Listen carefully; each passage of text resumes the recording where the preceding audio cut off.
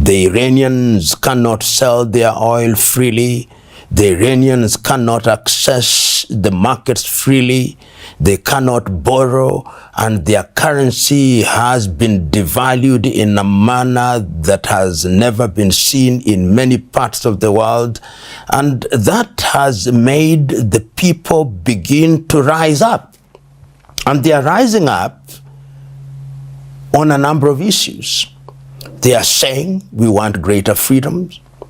They are saying the economy is so bad that we want to see improvement. But the reality is that the economy cannot improve. The streets of Tehran are burning, but the fire was lit long before the first protest sign was raised.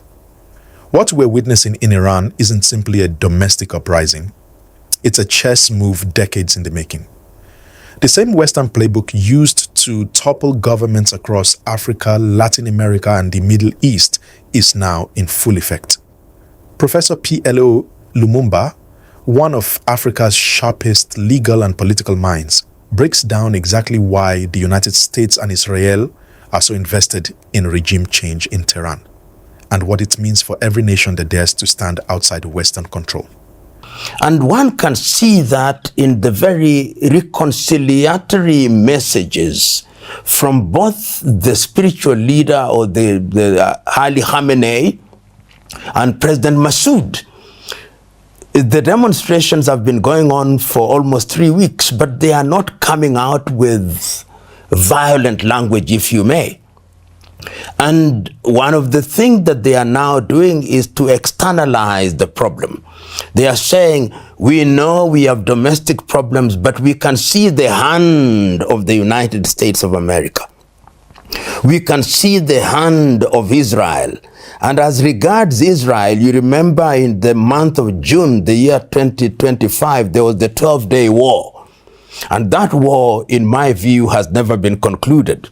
There was a very loose agreement which was midwifed by the United States of America, and there is an armistice of sorts. But technically, Iran and Israel are at war. There is a younger population of Iranians who think that their country should be administered differently. There are economic problems. The remnants of the Pahlavi regime, and we are being told that one of the sons of Mohammad Reza Pahlavi is actually one of the prime movers of the demonstrations that are taking place in Iran now. Whether true or not, we do not know. We are being told that the Israelis are also somehow exercising some control via an invisible hand. We are told that the Americans are also present, and in the case of the Americans, they cannot escape indictment because their President Trump is saying, you touch any of the demonstrators and we are locked and ready to bomb you. So that is the situation in which Iran finds herself, and as we speak now, they are on high military alert. I know many commentators take the view that what happened in Caracas cannot happen in Tehran. But even if it is not an exact replica of what happened in Caracas, the Americans are capable of entering into that space and creating a vacuum, therefore. And if a vacuum is created, then what will ensue is chaos, and we don't have to look far. When Saddam Hussein was eliminated in Iraq, you've never seen Iraq go back to factory setting, if one may use that metaphor. So Iran finds herself in a very difficult situation because of a combination of legitimate domestic problems, a constitutional crisis, and external problems, which all conjoined only spell one word: danger. You know, whenever you see a country going through a crisis of the kind that we see in Iran, it means that institutions are no longer responding to the needs of the people. So as it is now, there is appetite for change. For some people, there's even nostalgia for the old regime, which is very human. And all these factors then legitimize and justify the kind of calls that we see from the United States of America that this is a tired administration. And of course, the word that the United States of America and Western Europe always use is democracy, a one-size-fits-all Eurocentric, Americocentric model of governance. And the younger generation are responding to this rhetoric. And I hear some of them saying, what we want is change. We'll deal with what change brings later.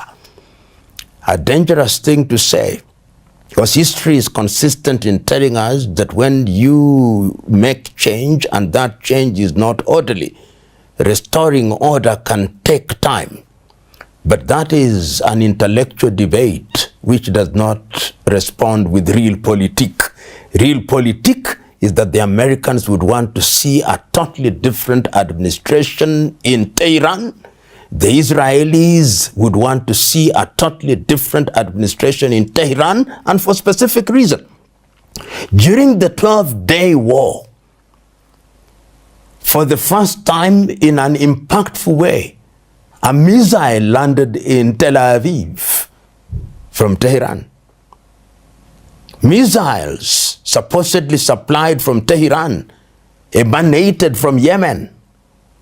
So in the context of geopolitics, Israel sees Iran as the only viable threat, which is so close to nuclear capability, and that if you neutralize this regime, then you kill that possibility. And remember that the Americans also bombed some of the facilities, and they think that this is an unfinished business. So when they talk about regime change, they also want to finish the unfinished business. And from where I sit, that unfinished business started in 1979 with the humiliation of the United States of America, and it must be concluded. Iran, the Ayatollahs must be humiliated. American administration, the presidents notwithstanding, has a long memory. And they remember 1979. You know, when one looks at Iran and the rhetoric of Iran, you know, Iran is one of the few countries which believes that the Israeli, what they call the Zionist regime, must be swept off the surface of this earth. There is not a single country that uses that kind of rhetoric as regards the state of Israel. But one can never say never. In the history of the world, the worst of enemies have sometimes become allies for the sake of either a short-term agenda or a long-term agenda. And who knows that even as between Iran and Israel, there may come into place administrators or administration that see the bigger picture and recognize that for the sake of peace and relative stability, they ought to have a détente or a rapprochement, and that is what will serve the both of them, because there is also wariness of war. The Israelis are wary of war. The Iranians also want an economy that is vibrant and thriving, and that can only be achieved in the absence of conflict. So one can foresee a situation where in future there may be some kind of very structured relationship between Iran and Israel and the United States of America. And it is in this context that I understand the willingness of the Iranians on different occasions to enter into an arrangement as regards their nuclear capability, and to convince both the West and the West, to include the United States of America, that our enrichment of uranium is not for military purposes, but for civilian purposes. The regime change in Iran is going to be impactful in the region. I think as regards Yemen and the Houthis, particularly in Yemen, their big underwriters have been the Iranians. As we know now, the Saudis are beginning to gain ground in that part of the world. And I think if the regime changes in Iran, then the supply of weapons will be cut, and the Houthis will not have the capacity or the ability to deal with the Saudis or any other perceived enemies in the manner that they have been.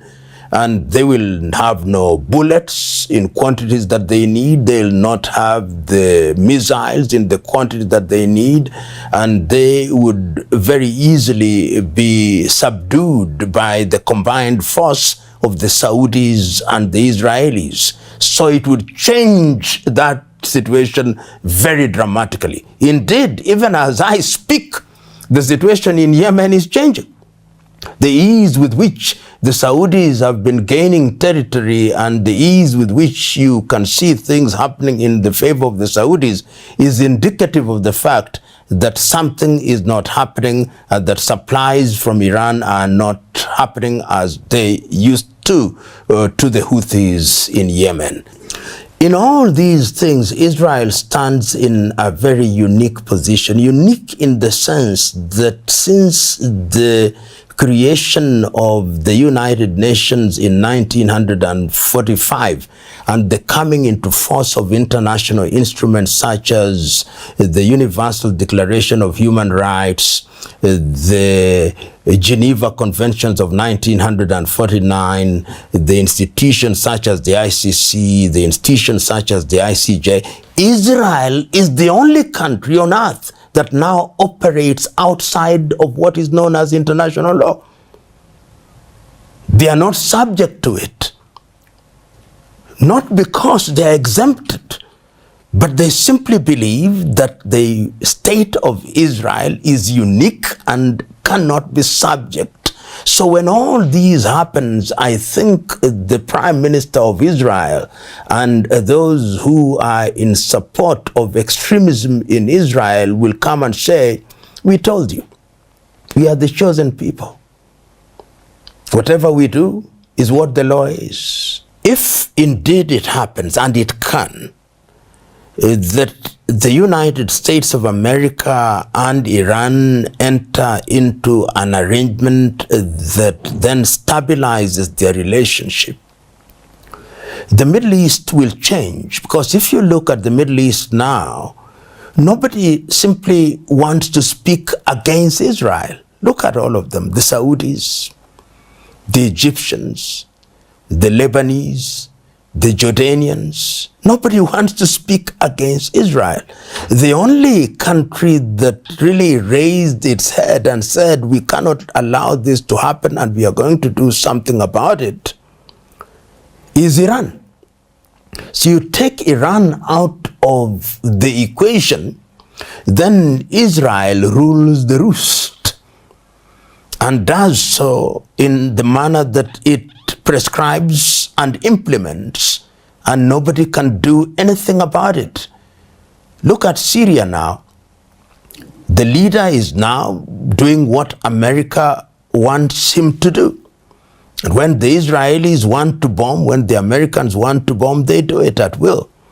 Right now, as we speak in the Middle East, the Beirut government is already saying that we are moving south to disarm Hezbollah. And of course, the Jordanians have nothing to say. So eliminate Iran from the equation. Israel is the dominant power, doing what they want without consequence. What Professor Lumumba has laid bare here is a pattern that Black and African people know intimately. The script never changes, only the setting does. Economic strangulation, currency devaluation, covert interference dressed up as democratic concern. We saw it in Libya when Gaddafi was removed and the most prosperous nation in Africa was turned into an open-air slave market. We saw it in the Congo. When Patrice Lumumba, the professor's own namesake, was assassinated for daring to claim his nation's resources for his own people. We saw it in Iraq, and now we are watching it unfold in real time in Iran. This is not about freedom. It never has been. It is about control, control of oil, control of nuclear capability, and above all, control of any nation bold enough to chart its own course outside the American-Israeli axis of influence. And as Professor Lumumba rightly warns, when you remove Iran from the equation, there is no counterbalance left in the Middle East. Israel operates without consequence, and every surrounding nation falls in line. For those of us in the Pan-African and Global South movements, the lesson is crystal clear. Sovereignty is not given. It is defended. And the moment a nation's internal divisions are exploited by outside forces promising democracy, the result is never liberation. It is dependency. It is chaos. It is Libya. It is Iraq. It is Syria. So as you watch the events in Tehran unfold, ask yourself, who benefits? Because it is never the people in the streets. Drop your thoughts in the comments below. Like this video if it opened your eyes, subscribe to stay informed, and share it with someone who needs to hear the truth.